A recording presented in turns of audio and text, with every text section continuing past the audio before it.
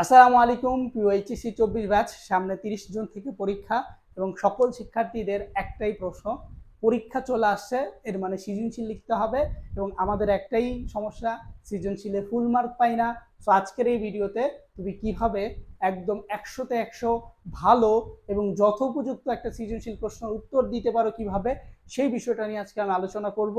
So তোমাদের যাদের সৃজনশীলে রোগে ভুগছো, ওষুধ পাচ্ছ না, তোমাদের জন্য এডুকেশনাল লিডারশিপ আমাদেরকে দিয়ে একটা ওষুধ নিয়ে হাজির হলো। সো এই ওষুধটা তোমরা খাওয়ার চেষ্টা করবে, ইনশাল্লাহ তোমাদের সৃজনশীলে 10 অথবা 9 তুমি কনফার্ম পাবে।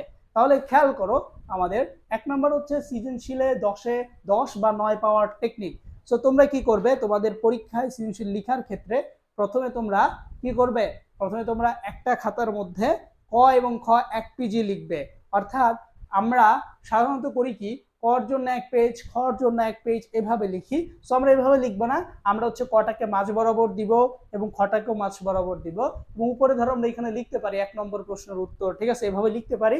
দেন খেয়াল করো, ক নাম্বারটা আমরা মাঝ বরাবর দিব, এটা একটা নীল কালার কলম দিয়ে একটা বক্স করব, এটা একটা নীল কালার কলম দিয়ে একটা বক্স করব, ঠিক আছে। মাঝ বরাবর কেন দিব, যার করে টিচার আমার কর উত্তরটা আমি দিয়েছি এটা বুঝতে পারে, খর উত্তরটা আমি দিয়েছি বুঝতে পারে। তুমি যদি এই কোনায় দিয়ে রাখো তাহলে অনেক সময় তোমার মিস্টেক হয়ে যায়, এটা তো বোর্ড পরীক্ষার খাতা।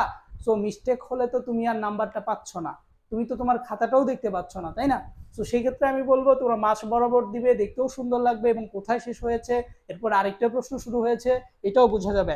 সো কর উত্তরটা তুমি কিভাবে দিবে, দেখো 1 নাম্বার প্রশ্নের সাথে মিলিয়ে উত্তর দিতে হবে। আমরা সাধারণত অনেকেই উত্তর দেই। আসলে দেখো, তোমাকে যদি তোমার টিচার জিজ্ঞেস করে তোমার নাম কি, তখন তুমি বলবে যে তোমার নাম হচ্ছে এইটা। যেমন তোমাকে কেউ প্রশ্ন করলো তোমার নাম কি, আমি বললাম যে আমার নাম তাসনাম। আমার নাম কি তাসনাম, আমি এটা বললাম। এখন খেয়াল করো, প্রশ্নের সাথে মিলিয়ে উত্তর দিতে হবে, অর্থাৎ যে যেভাবে প্রশ্ন করছে সেভাবে মিলিয়ে উত্তর দিতে হবে। আমি বলতে পারতাম যে তাসনাম, এটাও কিন্তু উত্তর রাইট, বাট আমি বলেছি যে আমার নাম তাসনাম। এতে করে যিনি আমাকে প্রশ্নটা পড়েছেন বা প্রশ্নটা করেছেন তার কিন্তু আমার সম্পর্কে একটা কি পজিটিভ ভাইব চলে এসেছে। কেন পজিটিভ ভাইব চলে এসেছে, সে বুঝতে পারছে যে আমি অনেকটা জ্ঞানী, অথবা আমি অনেক ভালো, অথবা অনেক ভদ্র, আমি অনেক সুন্দরভাবে উত্তর দিয়েছি এই জন্য।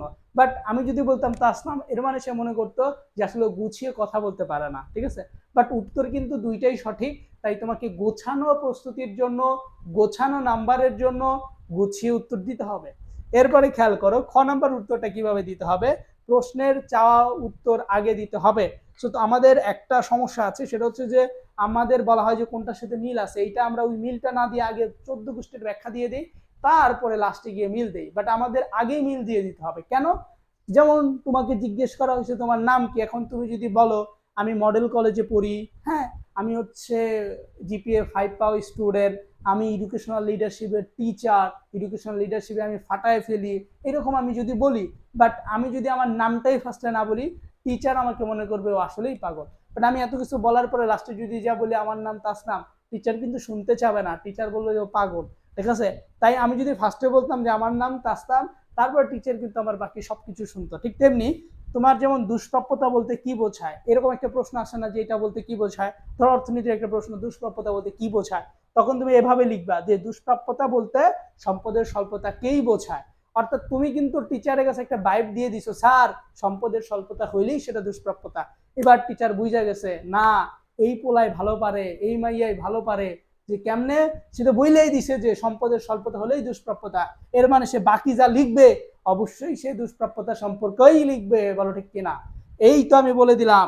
তাহলে সৃজনশীল লেখার শর্ট টেকনিক, সৃজনশীলে বেশি নাম্বার পাওয়ার টেকনিক হচ্ছে প্রথমে উত্তর জানিয়ে দেওয়া টিচারকে, যাতে করে টিচার তোমার সম্পর্কে একটা পজিটিভ ভাইব পায়, এবং পজিটিভ ভাইব পেলে তুমি বাকি সব লিখতে পারবে, ঠিক আছে। সো এই হচ্ছে খ নাম্বার, এবং অবশ্যই 2 থেকে 3 লাইন লিখবে।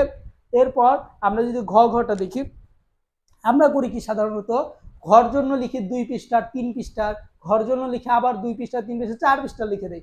ভাই, তুমি যদি একজন যথোপযুক্ত ভালো শিক্ষার্থী হয়ে থাকো, তাহলে তোমার উত্তর এতটা কখনোই হওয়া সম্ভব না। কারণ তোমার বই হলো ছোট, তুমি যদি এত বড় বড় করে লিখো, তাহলে তোমার বইয়ের থেকে তুমি বেশি লিখে ফেললে, এর মানে তুমি বানিয়ে লিখছো ভাই। তাই আমি বলবো যে তোমরা 1.5 পেজ লিখবে। সো পরিপূর্ণ ভালো নাম্বার পাওয়ার জন্য ঘ নাম্বারে 1.5 পেজ, খ নাম্বারেও 1.5 পেজ লিখতে হয়। তো এখানে কি লিখবে, তোমাদের ধরো একটা উদ্দীপক দেওয়া হয়, উদ্দীপকে বলা হয় যে কোন চরিত্রের সাথে মিল আছে। তাহলে এই যে জ্ঞানমূলক প্রশ্ন, ওই যে কোন চরিত্রের সাথে সাদৃশ্য আছে বা মিল আছে এরকম বলা হয় না, সো ওইটা বলে দিবা যে এই চরিত্রের সাথে মিল আছে। এর মানে টিচার এখন বুঝতে পারছে যে তুমি বলে দিছো যে কোন চরিত্রের সাথে মিল আছে, তারপর ওই চরিত্র সম্পর্কে কিছু সংজ্ঞা লিখলা বা চরিত্র সম্পর্কে একটু লিখলা, এরপরে তোমার 14 গোষ্ঠীর বর্ণনা দিলা, কোনো সমস্যা নাই। এবার টিচার আর কিচ্ছু দেখবে না, টিচার জাস্ট দেখবে যে ও মিল ধরতে পারছে কিনা, এর মানে সে বাকিটাও সঠিক লিখছে। আমি যদি অপরিচিত গল্পটা পড়ে অপরিচিতার কথা বুঝতে পারি যে এখানে নারী শিক্ষার কথা বলা হয়েছে, এর মানে আমি বাকিটুকু নারী শিক্ষা নিয়েই লিখবো, এটা একটা পাগলও বোঝে, তাই না? তো এই জন্য তুমি এভাবে লিখলে ভালো নাম্বার পাবা। এরপর খেয়াল করো, এখানে ঘ নাম্বারেও দেখো, ঘ নাম্বারও সেম, তোমাকে এই 3টা পয়েন্ট লিখতে হবে। দেন এইখানে একটা অতিরিক্ত বিষয় ঘ নাম্বার, সেটা হচ্ছে যে উচ্চতর দক্ষতা বলতে বোঝানো হয় এখন তুমি তোমার পাণ্ডিত্য দেখাও। তুমি না বলো যে ভাই আমার কেউ কথা বলতে দেয় না, আমার এই জায়গায় কথা বলতে দেয় না, ওই জায়গায় কথা বলতে দেয় না, আমার কথা কেউ শোনে না। ভাই এই যে খাতা আসছে, তোমার কথা শুনবে।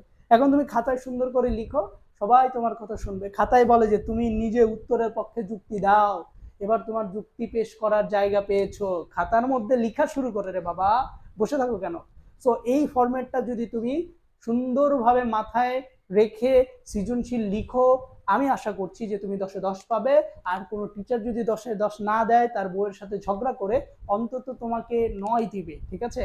সো নিজের প্রতি আস্থা রেখে এইটা তুমি ভালো করে পড়তে পারো, মাথায় নিয়ে নিতে পারো, এভাবে লিখতে পারো, আই থিঙ্ক তোমাকে এখন থেকে কেউ সৃজনশীলে 10-এ 9 বা 10-এর নিচে দিতে পারবে না। তো ভালো থাকবে, সুস্থ থাকবে। এরকম সুন্দর সুন্দর টেকনিক যদি পেতে চাও তাহলে অবশ্যই আমাদের এডুকেশনাল লিডারশিপের ইউটিউব চ্যানেল এবং পেজের সাথেই থাকবে। আসসালামু আলাইকুম রহমতুল্লাহি ওয়া বারাকাতুহু।